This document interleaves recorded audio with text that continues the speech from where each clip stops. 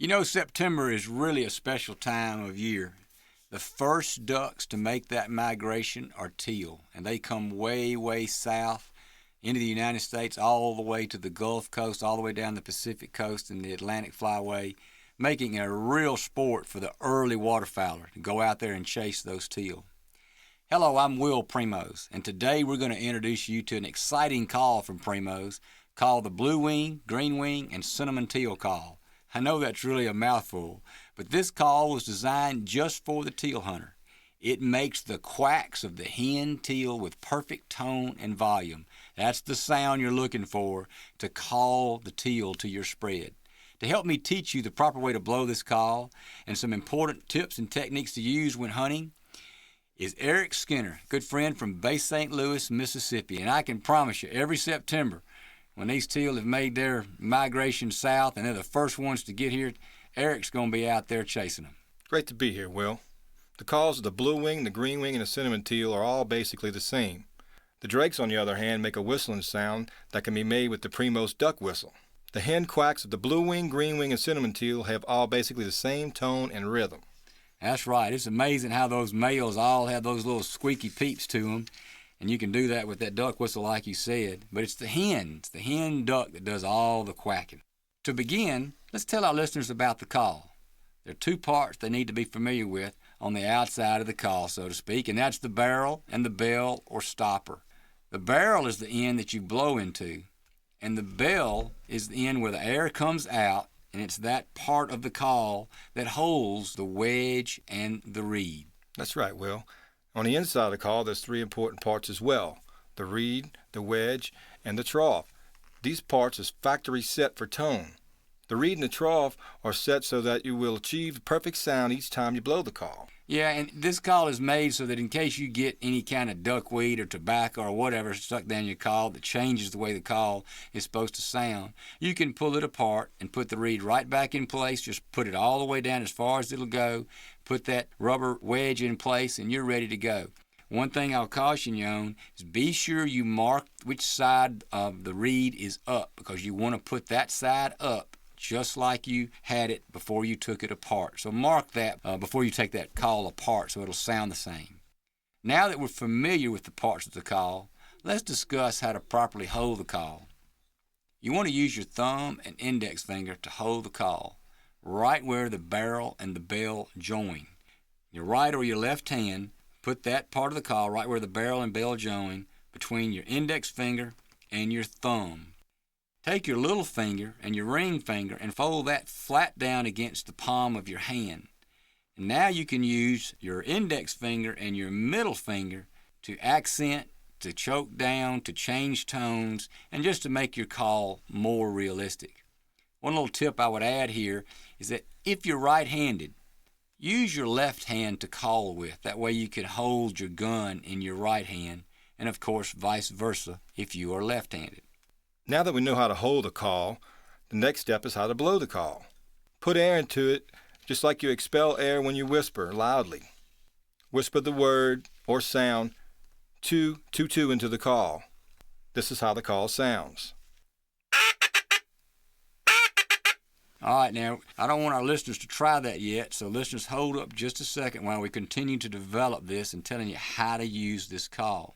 Eric, turn the call around and blow into the bell or stopper end right up against the microphone so our listeners can hear what sound it is you're making with your voice or with your air chamber, your tongue, as you put that TO into the call. That's excellent. Now let's give our listeners time, just a minute, to do that.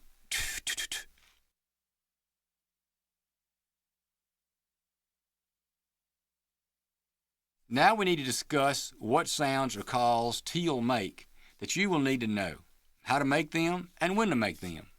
Your ultimate goal should be to land the ducks where you want them, in your decoys. The calls of the blue wing, green wing, and cinnamon hen teal, like we said, are all basically the same. To make the attention call of the teal, put air into the call with a loud whisper saying the word "two-two, two-two-two, two-two, two-two-two." Of course, taper it off at the end of the call. All right, now what Eric's saying do, I'm going to spell it out for you.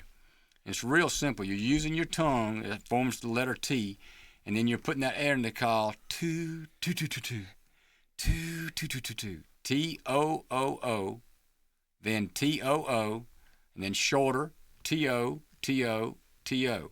That's what we mean by we say taper it off at the end. Eric, go ahead and do that call for us now. Do the attention call of the teal. That's great.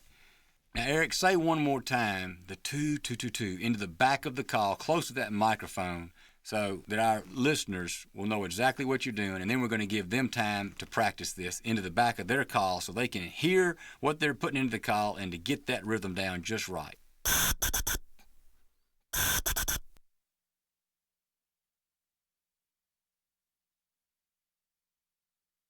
The next call we want to talk about is the quack.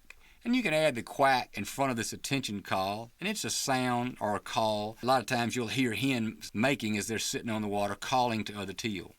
This call is made by simply saying T-O-O into the call. And this is how the quack would sound, by blowing the T-O-O into the back of the call. All right, Eric, now demonstrate that quack blowing into the call like you normally would. I like to put these calls together, and this is what that would sound like. All right, you're going to put maybe two quacks in front of an attention call. Right.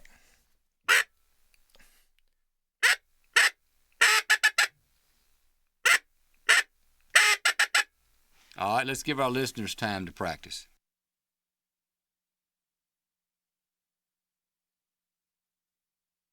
Use the call of the hen teal when teal approach your position. Once they appear to be responding to your call, quit calling. If they circle and don't come in, wait until the ducks are to one side of the spread or going away, and then blow the call immediately.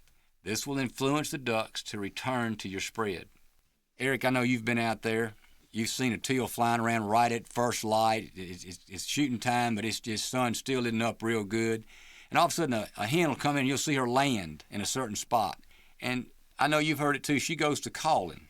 That's right, Wilbur. She'll come in there and land and call to other teal that are flying by, and sometimes she'll get up and fly off and come back. She's looking for companionship. She is looking for companionship. Well, before we go on, Eric, I think what we need to do here is recap the calls. Let's start out with the attention call. This is that basic sound that we hear so many teal making. That's that. Do that for us, Eric.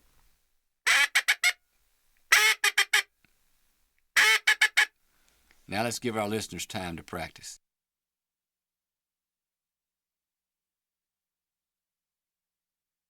All right, now let's do the quack.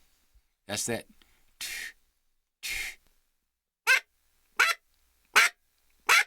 All right. Now, Eric, when you were hunting, would you do the quack like that in that repetition, or would you maybe only do one or two? Normally I'll do two. I think sometimes that three or more in that series can be an alarm type sound, and I think you were doing that just to let them know what it was sounding like. Do us two quacks, which is what you would use in a hunting situation. Excellent. And now let's put the quacks together with the attention call, and we use this sometimes as well, and so do the teal.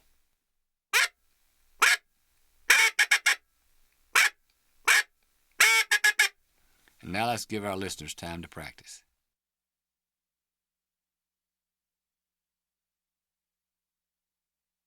All right, now we've recapped that.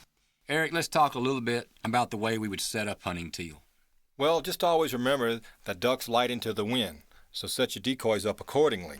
When you're putting your decoys out, you can either put them in a J shape, or what I prefer to use is two pods. By two pods, you mean two groupings so that they can land in the center. Yes, two separate sets of decoys with a hole in the middle, hoping that the ducks will land there. And the J shape, or the question mark, is so that they can land into the hook. Into the hook in the rear of it, yes. All right, and we use the product a lot of times to make the water move. We can't emphasize enough how important this water moving is. If you've got decoys out and it's still and nothing's moving, I mean, you get their attention, but they flare. They want to see that water move because the ducks are swimming around, they're bobbing their heads, they're diving up under, they're getting water on their backs and making the water move. And you want to be sure and add this water movement to your spread. And we're using a product called a decoy heart. And this is a mechanical ball that has a vibrating device in it about as big as a softball, and we're cutting a hole out of the top of a decoy and putting this decoy heart in there, and it just continually vibrates and makes the water move, and it adds all the realism that you want to your spread, and I can't say enough about how important that is.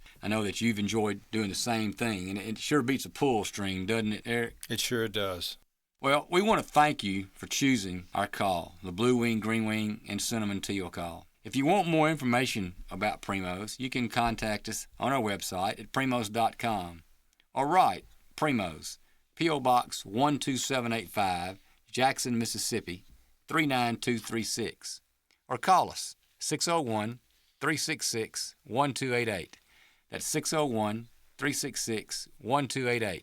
For more information on the decoy heart, you can write Advanced Decoy Research, 3760 Forest Hill Road, Bolivar, Tennessee, 38008, or call them 901-658-2934.